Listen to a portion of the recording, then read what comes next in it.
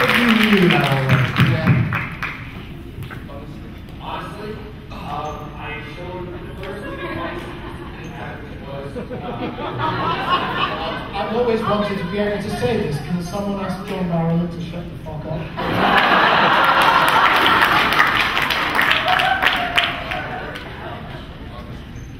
I don't know whether there are children present, but look, it's 7 o'clock on Sunday. Who the hell organised this for this time? No apologies. So what are we talking about here? What's the serious subject? A very serious subject is that old black magic. That's the title. We're going to talk about portraying the evil characters, the bad guys, the demons, the warlocks, things of that nature. And we're going to open it up for a lot of audience questions. Of course, we want to give you guys most of the chance to ask instead of me. Been talking to these lovely people a little bit earlier, and I've answered some of my own. So I'm just going to break the ice here with a question that may be a little bit too serious, so feel free to not answer it. But without getting into a full religious discussion, do any of you believe in a literal devil or Satan? And if so, how does that inform your approach to playing a character that's either of the devil or aligned with the devil, or things of that nature? Great. Let's take it from the end there. Stop with me? Yes. It's fine. Okay, cool. Buddhists don't believe in God.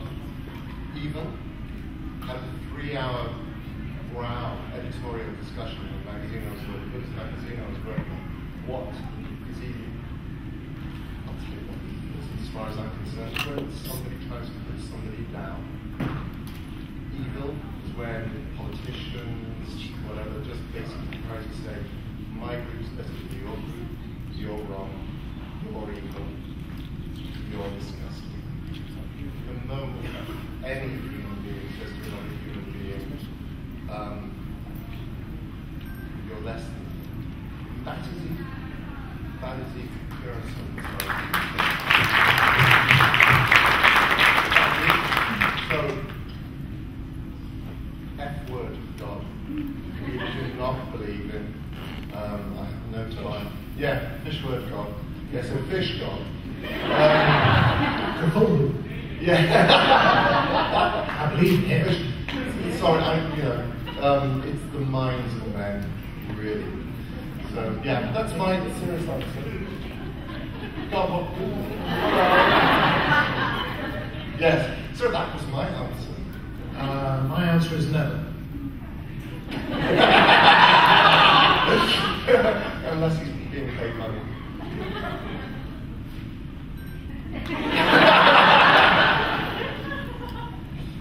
I'm sorry that Doug chooses to trivialize the question. I'm not trivializing the question. The question is very simple. Do I believe in God? Do I believe in the devil? No, but the question was fuller than that. It was if asked. I do, how does it inform my portrayal? I don't, so I have nothing else to say. If you ask me if my lack of belief informs what I do, I'll answer that question. I wasn't asking. I thought that was implicit in the question, so my apologies to you, Doug, if I misunderstood, but I'd asked the moderator, didn't you intend that as part of the question? Sure, it's open to that, yes.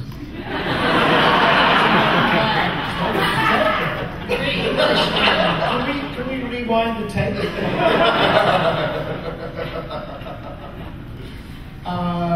Okay, if we're going to get deeper into it, I think, to be honest, it is something of an issue for horror films and horror fans and possibly for horror actors. Because horror films for a very long time have traded off simple black hat, white hat, theological, taken for granted issues. If you wave a crucifix in front of a vampire, they'll go eek and run away. I think that part's Jewish. Well, yes, that counts. Does everyone know the movie I'm just referenced? Yes. Boy, there, you got the wrong vampire. And you know, I mean, I was not scared by The Exorcist. I saw it when it was in the cinemas in the UK when it first came out. I'm not scared by The Exorcist because I'm not Catholic. And I don't believe in the devil, and I don't believe in demonic possession. So there was nothing in the film to scare me. It was unsettling, sure, but honestly, I thought the head spinning in the pea suit was silly, and I found it slightly funny more than anything else.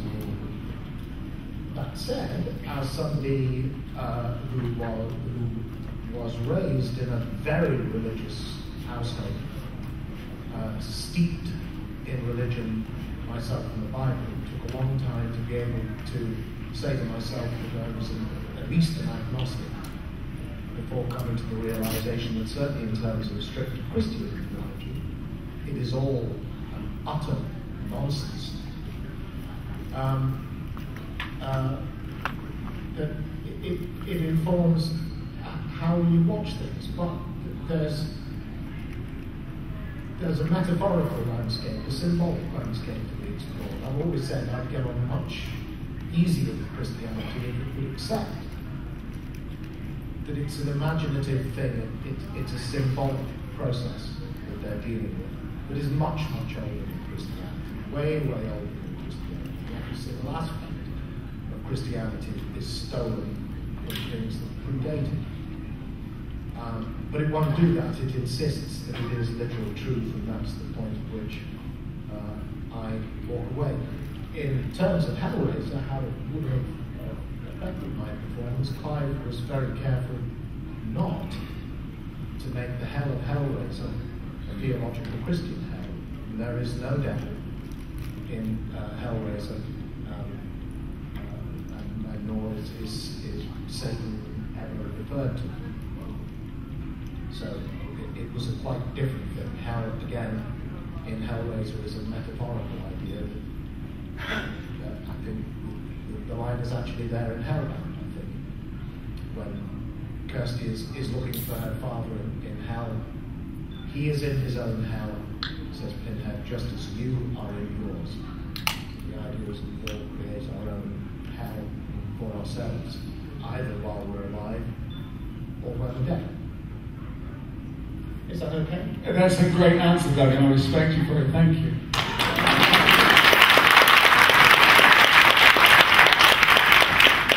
For myself, I would second a great deal of what Doug has said so articulately. I grew up in an Anglican religious household and church schools. And when I was between 8, 9, 10, discovering Hammer horror films, which were so much about the traditional good and evil, as Doug described, Christianity against the rest. I related to that, and I remember seeing The Night of the Demon. Did you see The Night of the Demon? Mm-hmm. Yeah. And when that demon is summoned up at the end, which you can see on YouTube now, and it's absurd, but at the time, I saw it and thought, oh my God, that really is how I could be vanquished. And I did find The Exorcist deeply chilling at some sort of religious level when I saw it. I'm a bit younger than Doug, so if I saw it again now, I'm not sure what I would think. But now I would describe myself as an ecumenical agnostic. Whatever is conceived by God or godliness, I find on mountaintops or in nature as much as I would find it in an architectural structure. But I think where we find God mostly is, and where a place can be described as holy, is where a group of people have gathered together to celebrate their own humanity. For instance, in this room now, in this gathering now, why isn't God present? There's been tremendous well-being at this convention. I felt it over the last 3 days and appreciated it very much. And whether that relates to a Buddhistic philosophy, or whether it's a humanitarian view, or whether it's a religious view with a small r, I don't know. But I recognize it, and I am glad of it. And yeah, I remember one person saying to me about Christianity as it has developed into this sort of juggernaut of structure over the last 2,000 years, is that the problem with Christianity is that nobody's ever really tried it. Because at its most basic and simple, it's just love your neighbour as you love yourself. And if that was it, then, well, hey, listen, I love you guys.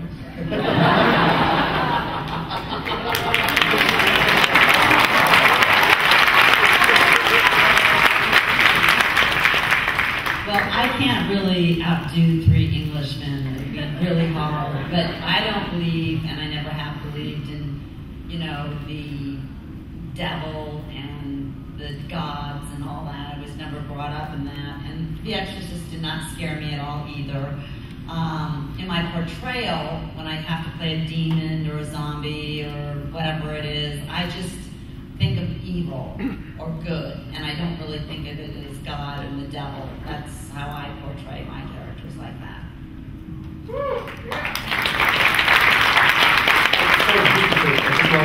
One thing to my previous comments as well, listening to these guys, one religious group that I have the deepest respect for, and that's the Quakers. They as I say, I'm practicing Buddhist, and a lot of our meetings were held in Quaker establishments. And you see on the wall, we seek that of God which is in every man. We seek that of God which is in every man. And I just think that is their attitude. It doesn't matter who you are, so they're being great Buddhists and invited into their centres, and we can have meetings to discuss Buddhism, not just discuss God or Christianity or anything, discuss their beliefs. So I think that was one religion we have to break it up as absolutely.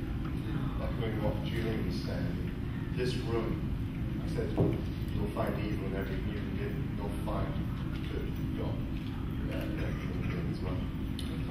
Good one. Can I read you a poem? I would say my Bible has become the complete works of William Blake. And he wrote this rather wonderful poem called The Divine Image. To mercy, I'll just read it. To mercy, pity, peace, and love, all pray in their distress. In these virtues of delight, return their thankfulness. For mercy, pity, peace, and love is God our Father dear. And mercy, pity, peace, and love is man, his child and care.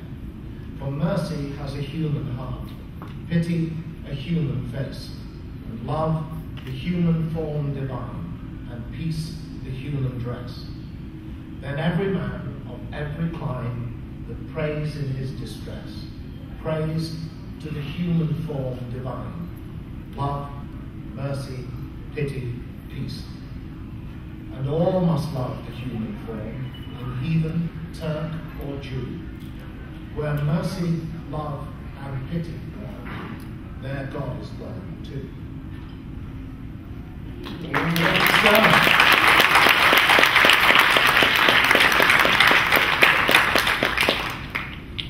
He also had a wonderful phrase. He says, in The Marriage of Heaven and Hell, he talks about the Bible, and then he says, I have also the Bible of hell, which the world shall have, whether it will or no. And I think that's what we're doing, giving you the Bible of hell. All right, we want to take some audience questions for sure. So Kenny over there is going to be our mic bearer. Oh, okay. So if you'd like to line up with your questions, stand up and wave around. All right, okay. So just get with her, and looks like we already have one, right? Okay.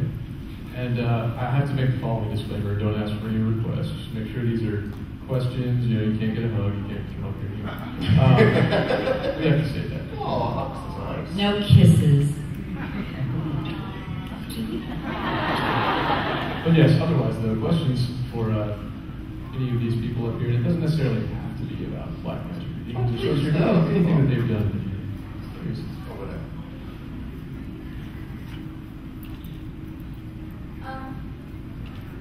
I find that in literature, demons fall into three very specific types.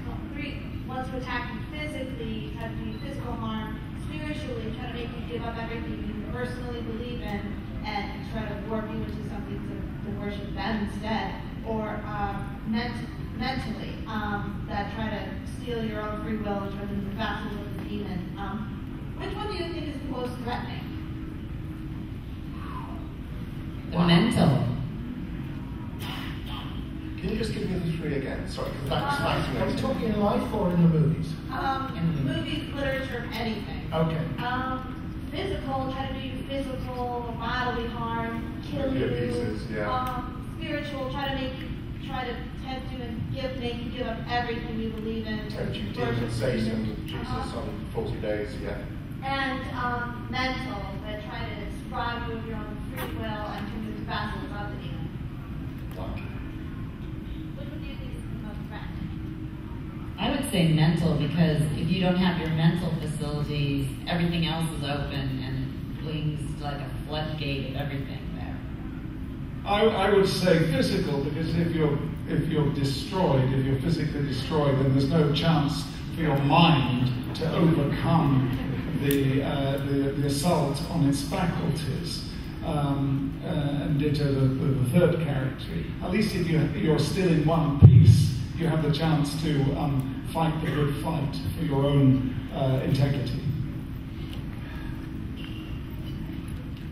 Well, the physical threat is obviously always going to be the most immediate, and the one you should perhaps worry about immediately, but maybe you can fight that off.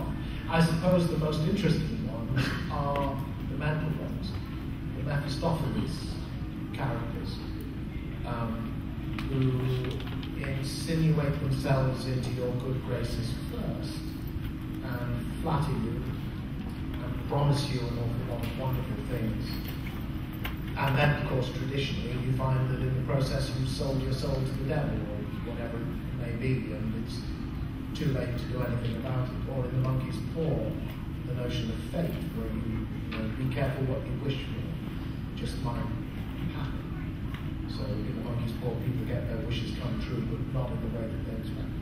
So I probably side with Linnea for the mental side. Yeah, it's interesting. When I was on my way over here, I had to change trains a few times, and on my way to the airport, I met a lady who works with people who suffer from psychosis. And I immediately go, oh, that's really, really interesting. She said, well, they listen to voices. They hear voices. So what does that mean? Where are the voices coming from? She said, well, sometimes the voice is in here. Sometimes it's as if they are listening to a conversation, but they can't see the person who's talking to them. And sometimes they're completely convinced that the voice is coming to you from you, even though you're not speaking to me. They can hear the voice that you are putting thoughts in my head that are telling me to do terrible things like kill you or kill somebody else or kill myself. And she was pointing out that people who suffer from psychosis, the voices may add or detract from them. They may give them these voices. The psychosis may give them a voice or something else. It might also make them very, very depressed, very, very self-destructive. So the demon in Night of the Demon Club, yeah, it's in the trees. It's coming, it's in the trees. Yeah, I think there's kind of thing in literature. Be a great role for you, Nick, the demon, if they remake it. Great question. Yes. Great question. Thank you very much. This is all very deep, isn't it? It's great. Yeah. My head's working, yes. My question's a little bit lighter, I think, but That's good. what scares Not really you? technical to make What scares? No. Listen, sorry. Please say your question. Carry When you're big horror fans, you guys are directly involved in horror movies. Just what scares you? What makes you most participating in or would not want to be in that situation? What was the last bit? Be in that situation. Being in that situation. Okay. The dark. The dark terrified me as a child. So I ended up I watched horror movies, I watched the Universal horror movies, and I realized that the monsters were the good guys. Frankenstein, Phantom of the Opera was a victim, Wolfman was a victim, Hunchback of Notre Dame was a victim.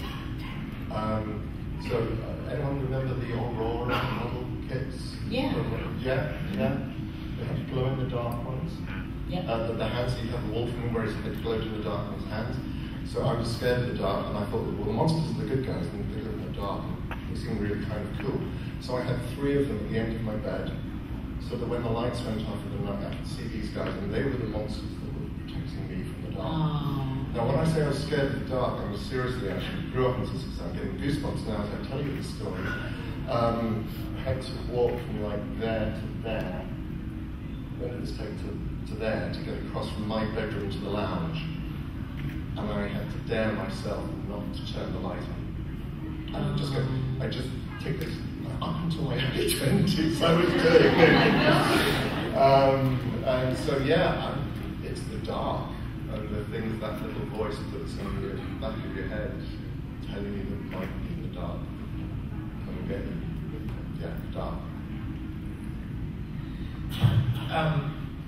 Death and dying, which I've been terrified of since I was about the age of 5 for no evident reason, and therefore I'm also obsessed with the whole notion of death. But now I'm nearer 70 than I am to 30, it doesn't get any easier. Wasps.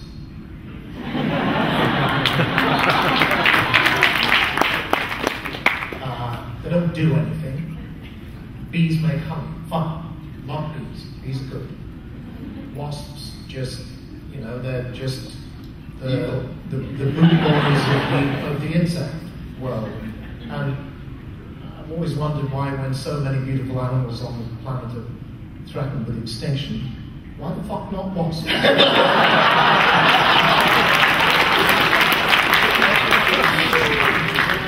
And if they were threatened with extinction and Greenpeace started a Save the Wasp campaign, would anybody give them a cent? No.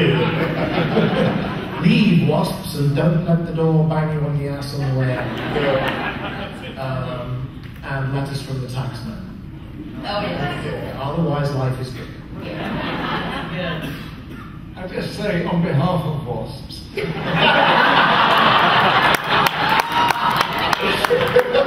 I'm not referring to white Anglo-Saxon Protestants.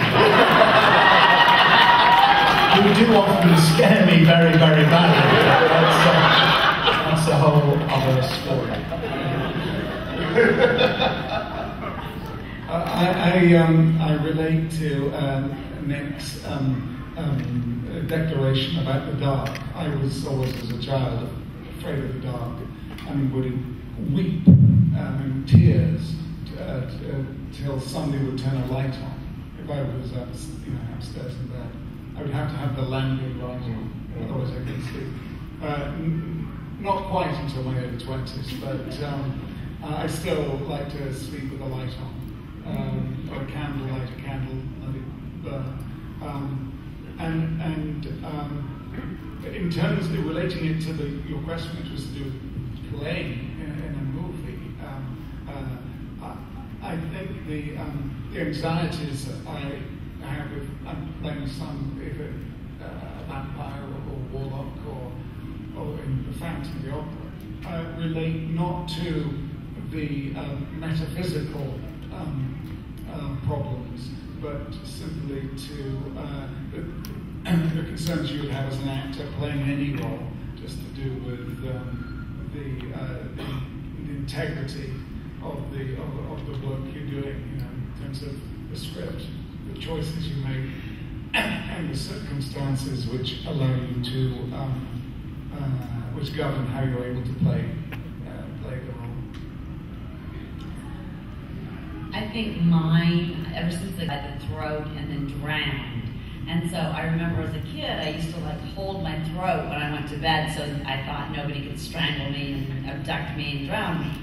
And then the other thing I'm afraid of is rats and mice. They terrify me. And if I was in a situation where I had to deal with them, in creepazoids I had to deal with fake rats, you know, like the stuffed rats and really silly looking rats, but in movies. But if I had to do a movie where I had to have rats on me, I think I'd have a little bit of a problem. In Dario Argento's Il Fantasma dell'Opera, which I played the Phantom, there was a scene where I had 80 rats on my body, live big brown rats. I was supposed to be asleep and they were sleeping with me. Oh my God. How did you deal with that? You put your mind into a sort of, I'm as creeped out by rats as you are, I think, probably by Winston in 1984. But you just sort of, it was a challenge. I put my mind into another place. A sort of a zen and like blissed out state, and just let them crawl around all over. Well, I can't speak to Italian rats, but certainly whenever They went Italian, you were in Budapest. I've worked with Romanian rats and British rats, but not Hungarian rats. But the thing is that all the rats I've ever seen on set are very clean, they're very, very well fed. They're very placid, and more often than not, they just kind of stay where they're put and they fall asleep. Not Hungarian.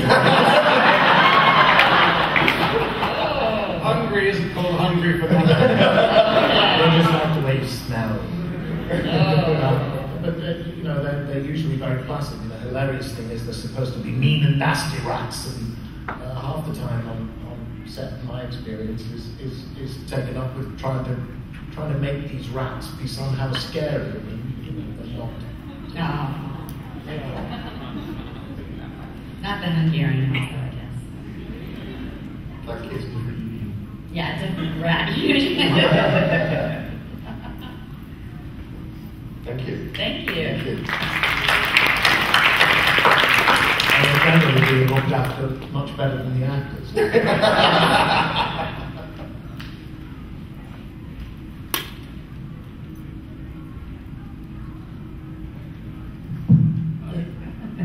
I have a question for Doug.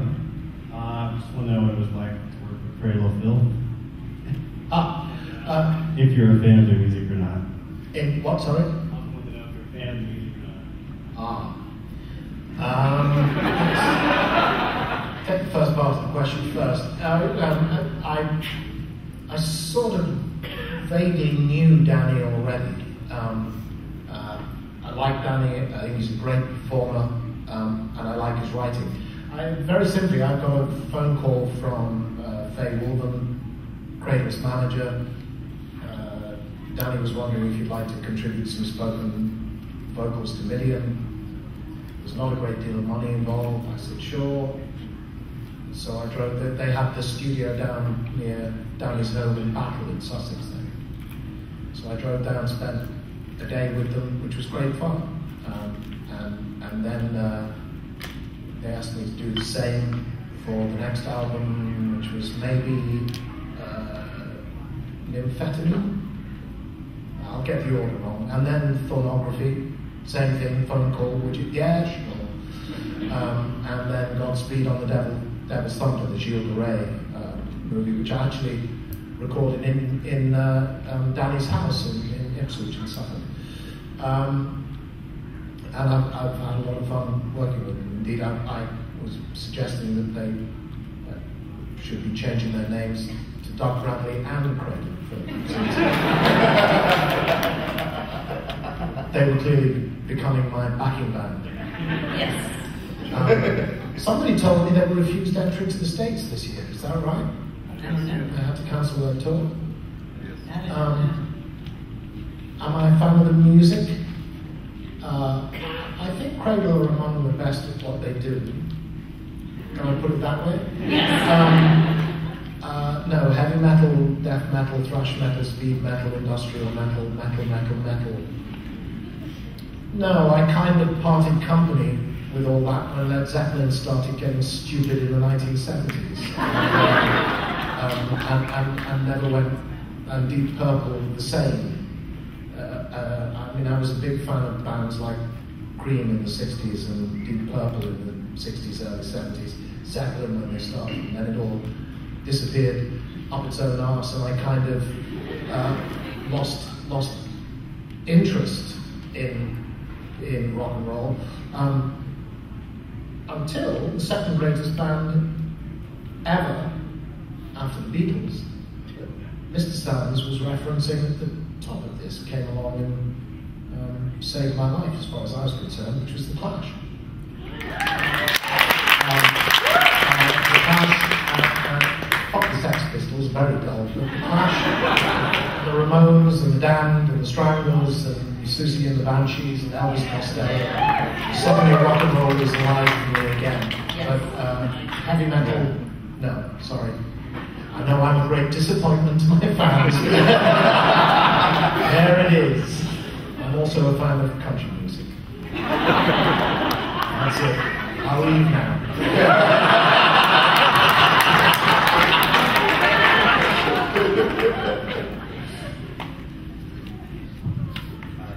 Just for all of you, if you could elaborate on your favorite mythological creatures and why they're your favorite mythological creatures. Sorry, say the question again. Could you tell me your favorite mythological creatures and elaborate on why they're your favorite? Mythological creature. Mythological creature. I'm speaking as a person who, oh gosh, did you guys have Enid Blyton books over here? No, you wouldn't say that. It's an English writer. No, you wouldn't have. God. Yeah, he knows exactly what it is. Basically, a series of children's books, and they're very for children's books. When I got my first, I can explain. Yes, you're absolutely right. When I got my first library card, junior library, I must have been 7 or 8 years old, something like that. Went to the library, and they had all these kids' books, and so on. And it was Enid Blyton, I picked one up. Oh, Jesus. And I found the myths of ancient Greece. And I just read these books about gods and monsters and heroes and violence and killing. I was a boy. So, trying to find, there's something, funny enough, it doesn't come from there. My favorite is probably the Frankenstein monster, was written by Mary Shelley. Via Caliban in The Tempest. Probably Minotaur from the Greek myths and legend, but it's Frankenstein. At the end of the book, when the monster meets his maker, and Frankenstein is a generation paraphrase, but basically the monster says, even Satan had companions at his fall. I am utterly alone. And I believe that Frankenstein is a monster, so it's Frankenstein, monster, Frankenstein monster. Wow. I don't know whether I can land on one favourite. Minotaurs are good. I've always had a thing for harpies.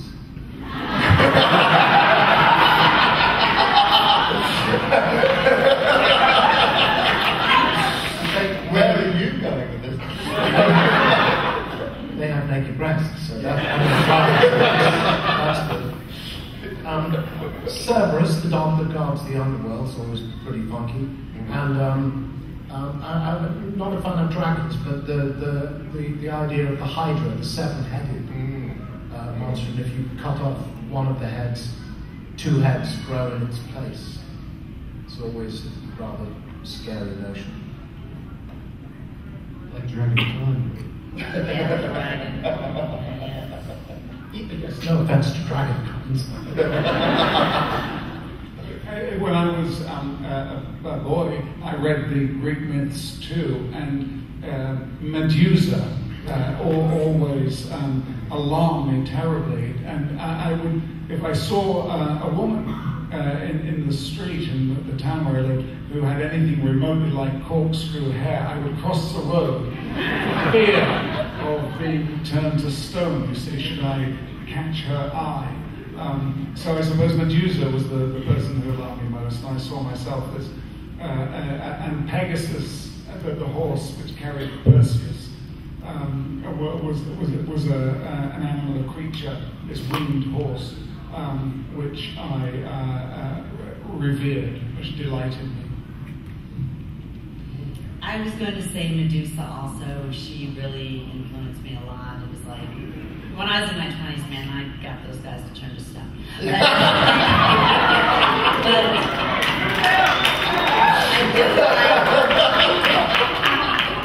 I do like the mythical lore of the vampire things. I do like that. Doug, I know, doesn't like that, but I really like the Dracula type mythical lore of, like you said, it's based on a true man, but I really like the romantic side of it.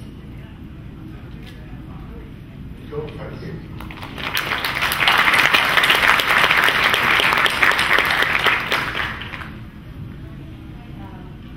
Very big fan, especially of Julian Sands. I've just about enjoyed any of the horror movies you've ever done. It's always great.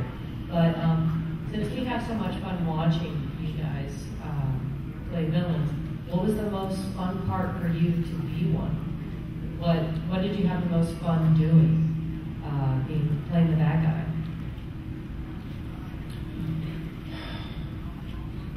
Didn't really play a bad guy. Kinski in Nightbreed is not really a bad guy, he's a good guy. He just happens to have a present mood for a face and a really terrifying friend called Pelican who wants to eat people. I was thinking Kinski is a good guy. Cashmere is a bad guy. Kind of. But, you kind of wonder, how did he end up like that? I kind of think he's probably more innocent. Yeah. I have no idea. I mean, I have to say also, with Pinhead approaching doing the first movie, I was kind of saying to myself, I'm going to be playing the bad guy in a horror movie. That's cool. But actually, reading the script and setting sail on making the film, he's not the monster in the film. He's a fairly impartial judge of a character. The real monsters in the film are Frank and Julia. And I think part of the answer, in the same way that the one thing you must never do if you're making a comedy is think you're being funny. I think the same thing applies to portraying a bad guy or portraying evil. So it sounds very lame, but it's the truth of the character in whatever situation or whatever kind of character you're playing that matters. But it's all fun. I think, to second that, it's people's perceptions of action and circumstance which dictate whether they appear to be good or evil.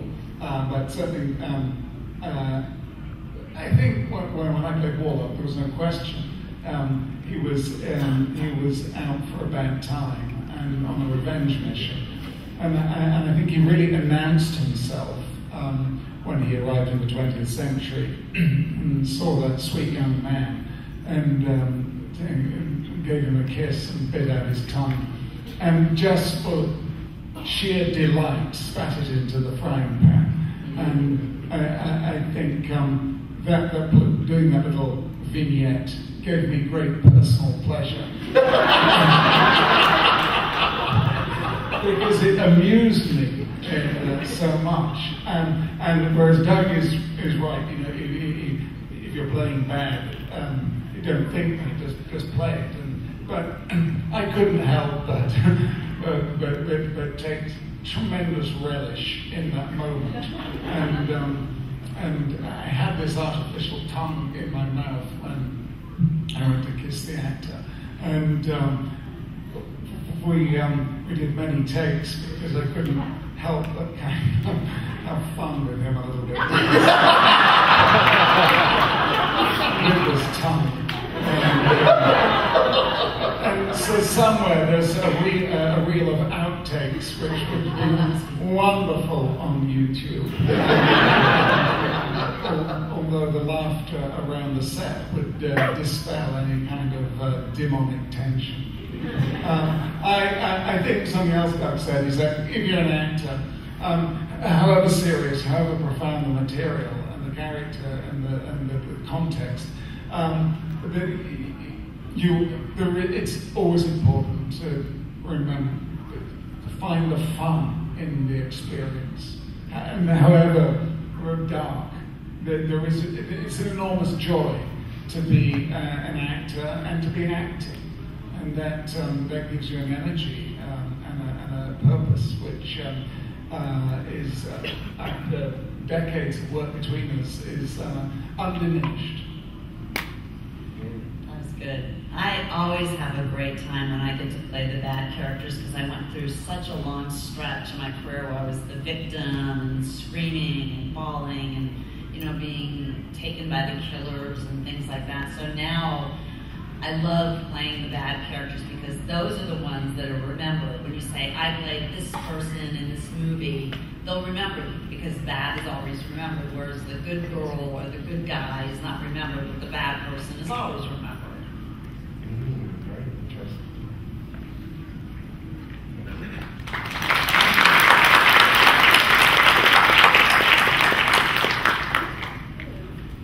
Hello. Hello. I was interested in hearing your different perspectives on the intersection between horror and eroticism. I was specifically thinking of the very fetishistic imagery of Hellraiser and some of the more eroticized roles that Julian Sands has played early on, and just kind of like either within your own movies or within movies in general.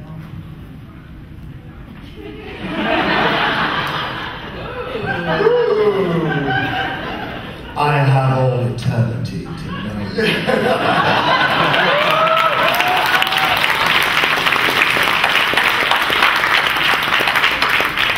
Did I say more? No. Go ahead.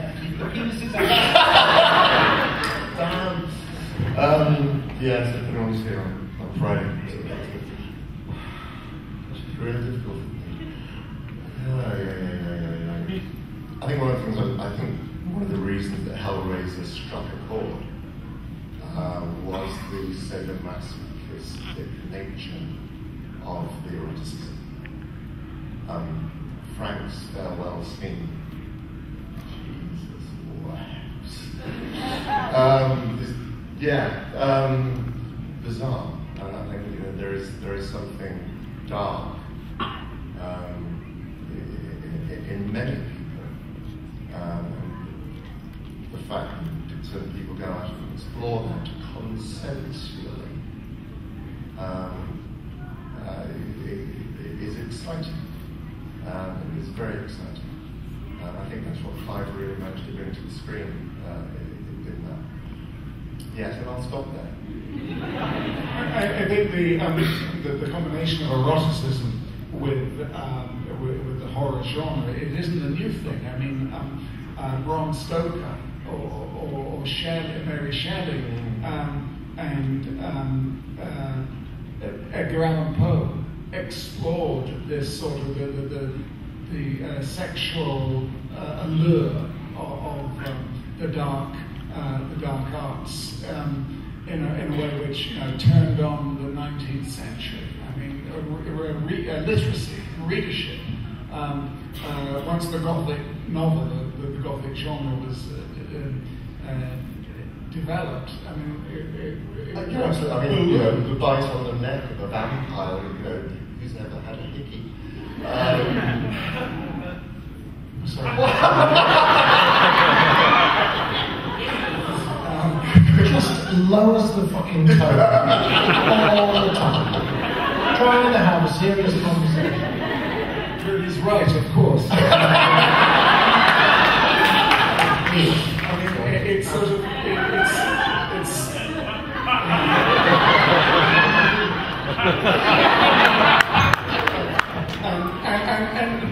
and the great thing about playing in this genre is that it is very sexy.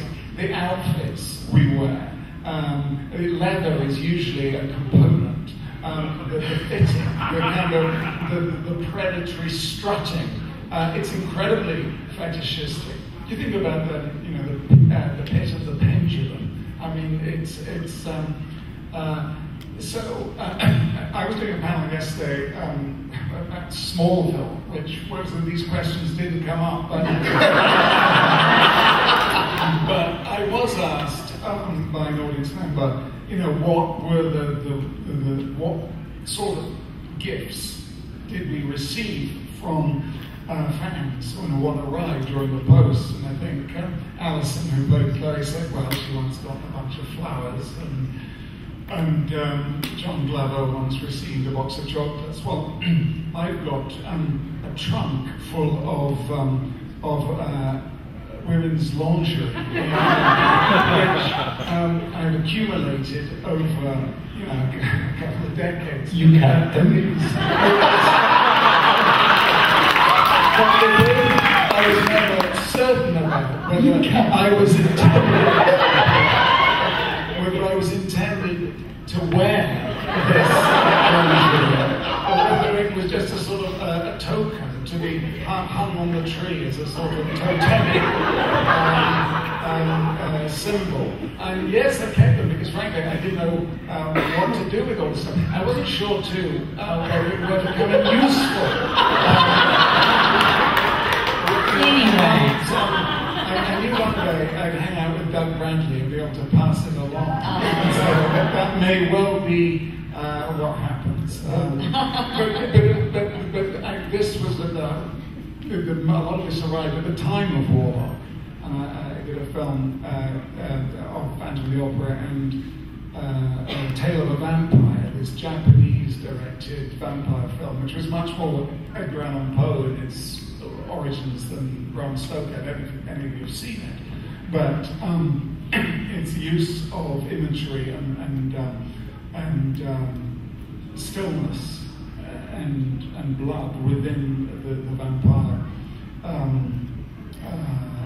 genre was much more kabuki than it was Gothic. Anyway, it generated a huge slew of lingerie from Japan. When we were filming Hellraiser 3 in North Carolina, we shot the scene in which Pinhead wastes the whole of the nightclub.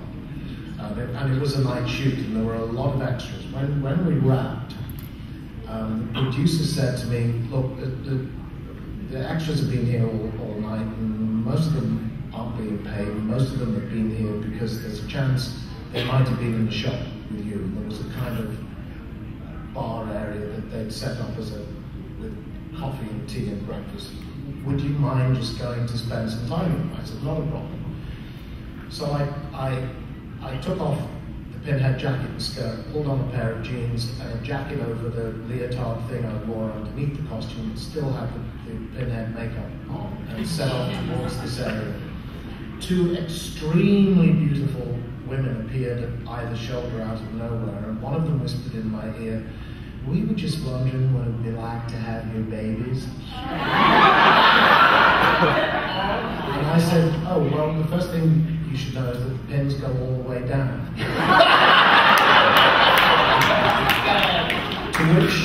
to which, without even a pause for thought or breath, the voice in my other ear said, we were kind of hoping.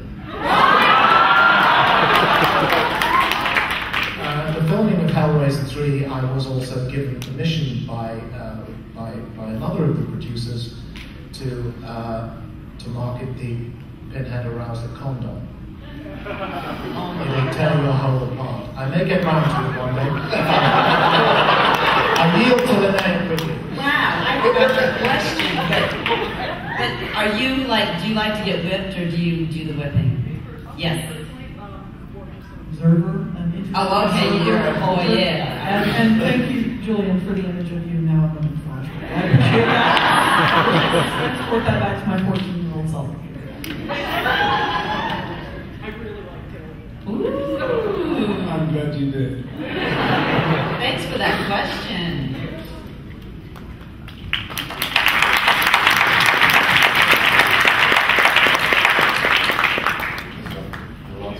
We got time for one more, it looks like.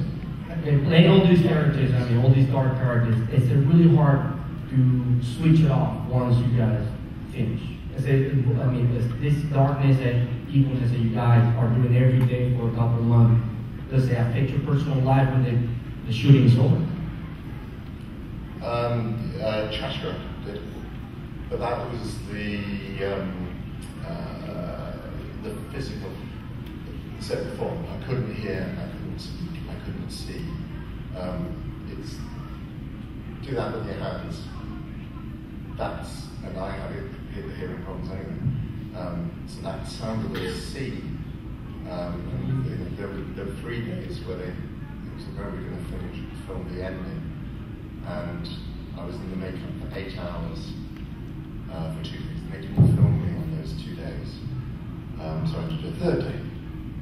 And I know I became very depressed because it's sensory deprivation. It's a method of torture. It really is. So the sheer physical part of it,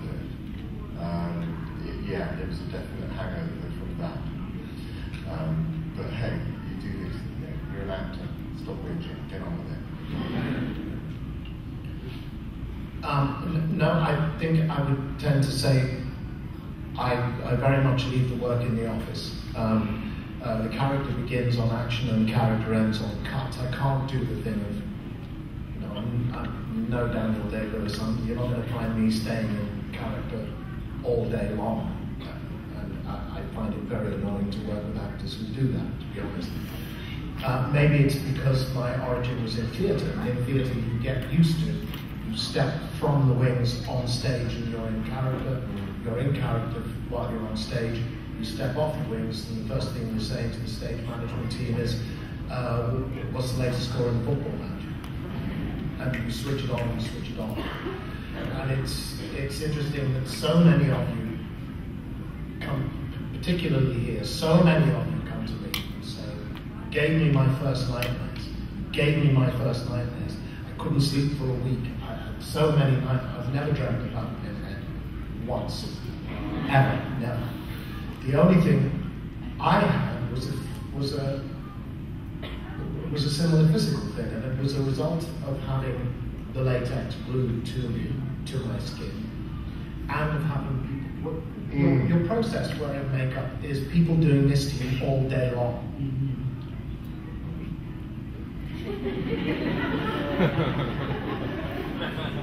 And then sticking brushes down here and doing that for 2 years.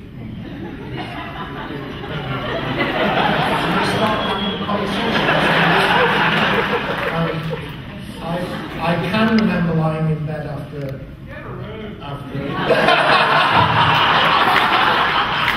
I have one, thank you.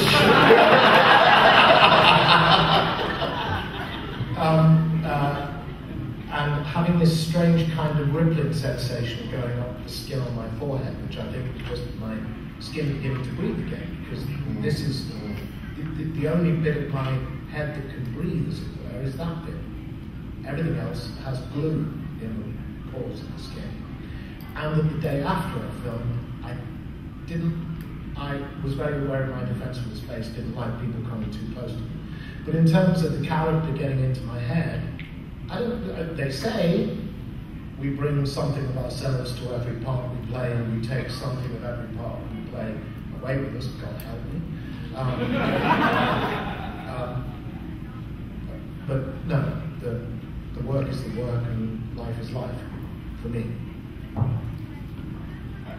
Well, I think when I was a younger actor and took on a role, there was much more of a tendency to be unable to shake off the character. One lived it because one wasn't disciplined. One didn't have the experience to sort of moderate one's involvement and one's emotions.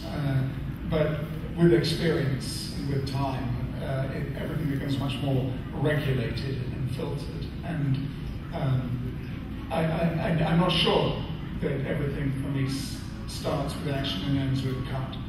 But I think there is a much more efficient use of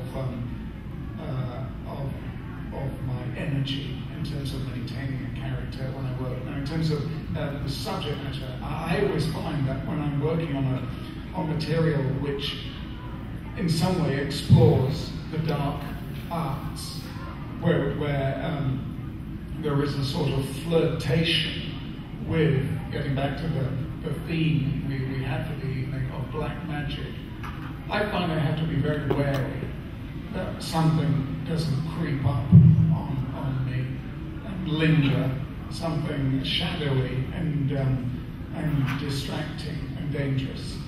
So I think it's always good to approach such roles, such work, with some respect and some caution. You have been warned. I've always just done my part, and then 5 minutes later I'm laughing and joking and that sort of thing. But the one time that I really realized I was kind of getting into it was in Savage Streets, where I played a deaf mute.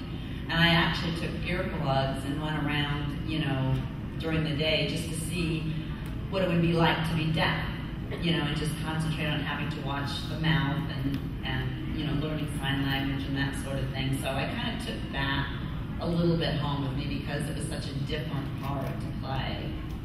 So it was, I just brush it off too when I'm done with the part. I really don't carry it around with me or anything like that, or get ready for the part, unless it's a very serious, you're crying, you're hysterical, then you want prep for that, quiet and get away from everyone to get in your space.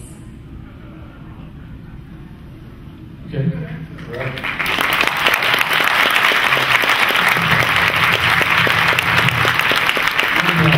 Unfortunately, you probably already noticed that Doug Jones is not able to join us today, but I assure you that he's a charming man. He's a lovely man. He's here in spirit. Yes, his card is there. His card is here. What would Doug say? A lot. A lot of explaining hand gestures and expressions. But on behalf of the DragonCon Horror Track and Netherworld Haunted House, our sponsor, I'd like to thank all of you for coming and all of you for being up here and sharing all of your stories. It's been great.